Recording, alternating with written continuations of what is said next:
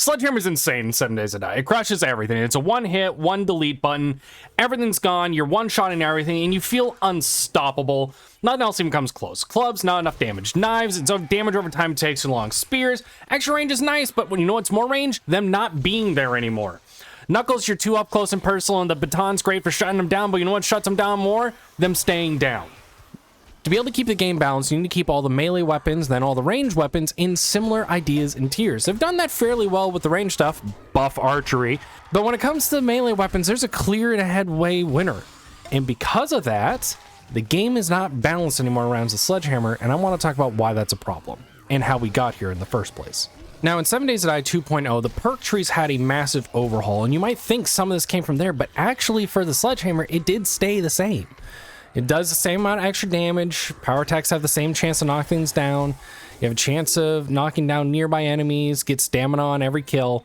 These have all stayed the same. What's different, though, is that the Sledgehammer did not used to have its own book set. What I always find kind of funny is that in the official release of 7 Days to Die in 1.0, when it finally left alpha, it is a full-fledged game. The Sledgehammer didn't have Sledge Saga book set. It was the only weapon without one. Every other weapon in the game had its own book set, and somehow the Sledgehammer was forgotten. This was okay, though, and in my mind, it actually made sense. Sledgehammer, Unga Bunga, hit things with Big Hammer.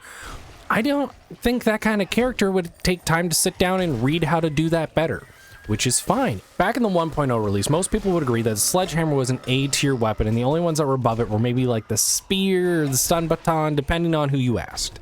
In the 1.0 release, the Sledgehammer was closer to an A-tier weapon. It wasn't as great as something like the Spear, where the extra range made it so you were safer, and back in 1.0, there wasn't as many things to mitigate damage.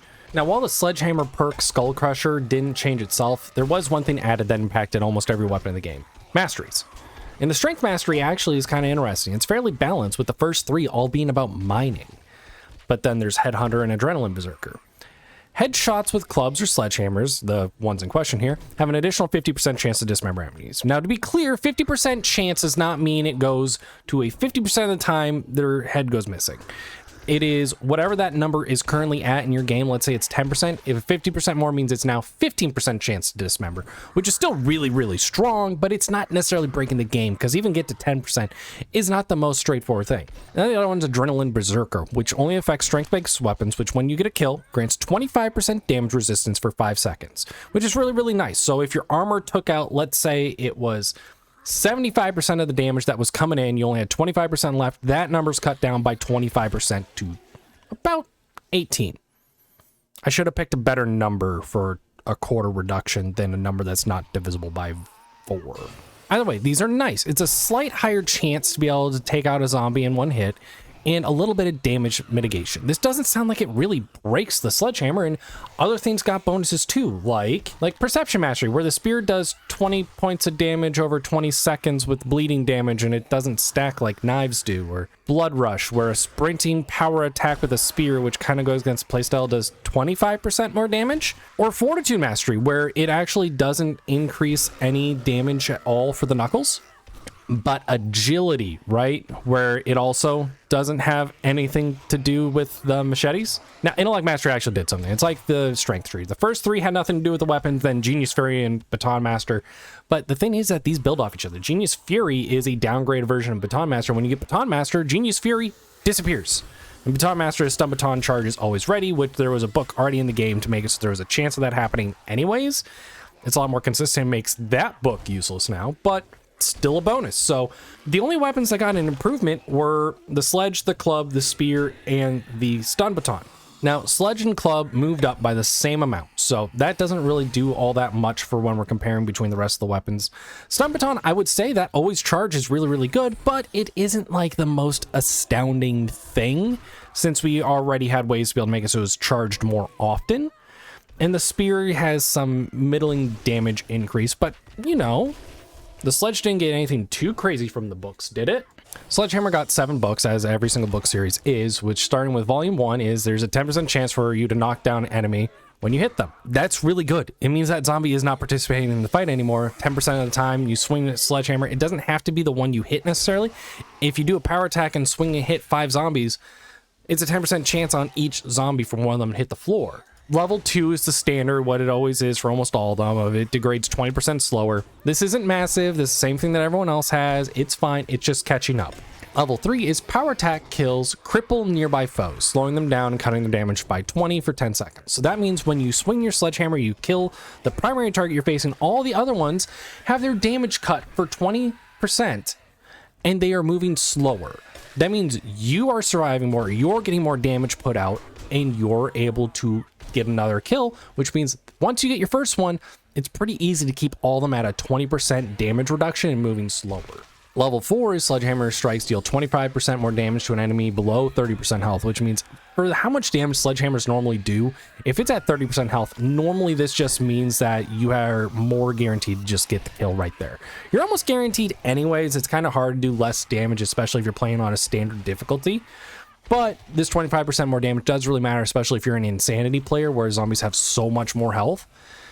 But once again, it's kind of fine. The final 4 in this set, though, of 5, 6, 7, and then the I completed all of it set, is where it starts to get really big. And I need to explain something. Every single weapon has a negative. The spear is not as fast. The club is kind of the middling weapon, so its disadvantage is that it doesn't do any one thing excessively well. The knuckles are such close range that you're more likely to get hurt in the process. That's why Fortitude's all about getting you extra health and damage mitigation. The machete is, while still nice that it's a tool as well and does damage over time, up front loaded damage is reduced for the sake of that bleed damage over time, which means you kind of have to play a like in and out attack and retreat play style. The stun baton's weakness is the fact that it doesn't have a third tier weapon. It's just baton, stun baton, as opposed to everything else being like stone, iron, steel. So it doesn't have as high of a damage output. It is single target focus unless you take some nerd tats, I believe it is. And it makes it so you're only able to do so much with the weapon. We'll get to the Sledgehammer's weakness in a moment. Back to the books though. Number 5, you gain double XP from Sledgehammer headshot kills. This is insane. This helps you progress in the game so much faster. By using a sledgehammer means you're getting through the game even faster than you were before. I'm gonna be honest with you, I think if you find this book early on, you should switch whatever you're doing. With the reduction in cost for the Forgotten Elixirs, you're able to focus in your intellect tree, get your books maxed out, do all that stuff you want to do. By grabbing a little bit of this though, you get to maxing out that intelligence tree faster. The standard build for people that are trying to fly through the game is maxing out your intellect as fast as possible to be able to upgrade all your perk books and be able to upgrade all of your crafting books. To get to that experience, I think this is the way to go. So it has extra versatility. Number 6, though, adds a 10% chance to knock enemies unconscious. That means they can't do anything. They lay there for a while. In the footage you're seeing, you see some zombies laying there for a while. I even at times thought these were already zombies that I had taken out. No, they were just down for that long that I was actually confused as to what things were already gone and what was still something I had to handle. Number 7 is that Sledgehammer power attacks bypass 50% of armor. I need to let you know something.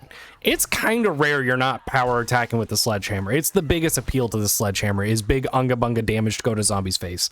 So 50% of armor is ignored. Now, most zombies don't actually have armor. A lot of them are just armorless little peons that need to be taken out.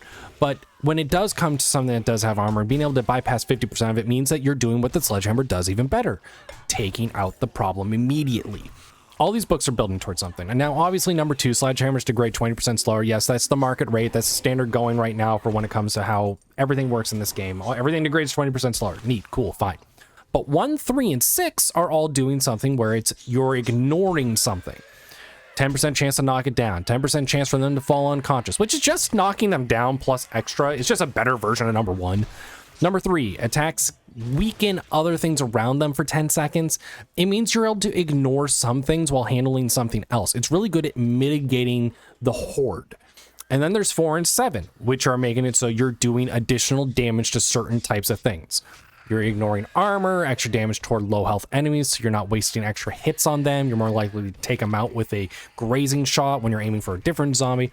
Then number 5 is just, hey, what if you level up twice as fast? It's pretty solid. Now, earlier I talked about the weakness of every different weapon in the game, but I didn't mention the Sledgehammer. Sledgehammer's weakness is the stamina cost. Right here I have a level 3 Sledgehammer. Its stamina cost is 40.5. 40.5 is what it is for a standard melee attack. That isn't even the power attack. The power attack is even higher. And when it comes to getting stamina back on kills, it caps out at 30. This is something that's common on a lot of different weapons, and it's there for the Sledgehammer too, which means when you get a kill, if you are one-shotting every single thing, you are still at a stamina deficit. When it comes to the Knuckles, you can actually recover by taking out some zombies. It's actually in my current playthrough where I'm using Knuckles, when I'm traveling somewhere, when I was still on the bicycle, I would get off to punch a zombie to have more stamina to be able to continue on my way. The Sledgehammer doesn't allow that unless you read all 7 books. Once you read the 7th book, you get Crushing Kills, which is refill your stamina with each power attack kill. And as a reminder, you're basically only power attacking with this thing. So once you're able to get to a high enough stamina that you can reliably kill a zombie, maybe something around the level of a soldier zombie where they have a little bit of armor and a little bit higher health, if you can kill that before you run out of stamina, you can take out every single zombie, never having to worry about stamina again in the game, as long as you're mindful about who you've already done some damage to. What this means is that there is no longer a retreat aspect to the Sledgehammer. You no longer need to start backing up because you don't have the stamina. You no longer have to have that maybe 50 to 60 stamina mark that you might have in your mind when you get to the mid game of, that's for running away. That's not for me getting one more shot out. Once you get this, stamina doesn't matter anymore, and honestly, this is what catapults it all the way to S tier and kind of reshapes the graph a little bit. You look at a Sledgehammer and a spear, the spear's extra range does not compete with infinite stamina, one-shotting everything, and double XP from headshot kills. It just doesn't. Nothing else compares, and for that reason, the Sledgehammer's so overpowered. I haven't told you something about this video here. I want to show you a clip. This is from last week's video where I'm showcasing Area 7 POI with my current playthrough of using Knuckles, like I was saying. This was one of the scariest moments. I'm in a little room, a lot of zombies showed up, I did not walk in prepared, I fell into this room, and I am surrounded in this cage, and I am handling my stuff. What you've been seeing in the background this whole time is insane difficulty, and the Knuckles playthrough I just showed you was on Adventurer, the default settings. And Insanity is a lot higher health, and I'm going through it faster. Sledgehammer's absolutely broken, and if that is the way you want to play, please go do that.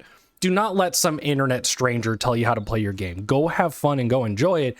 I just think we should maybe look at a little toning back the Sledgehammer, buffing some other stuff, and maybe just raising the health of all the zombies by a little bit. My philosophy when it comes to games is if you nerf something, you're going to upset people. If you buff everything except one, and people are genuinely a little bit more happy, and then to balance out the game afterward, we'll up the zombies' health and it should be fine. We'll see how it all plays out though. The Sledgehammer's changed a lot with the 2.0 release. I'm glad it has Sledge Saga. I'm glad it has these books. I would definitely look into rebalancing this some though, because it is insane. I don't see a reason to play any other weapon except for roleplay, personal preference, or you're playing in a group of people and someone else already has Sledgehammer and you want to diversify so you're not fighting over the first level 6 steel Sledgehammer, which should obviously go to me. I'm more experienced and they should bugger off. Thank you very much for being here. I've been somebody. You've been wonderful. Don't break an ankle.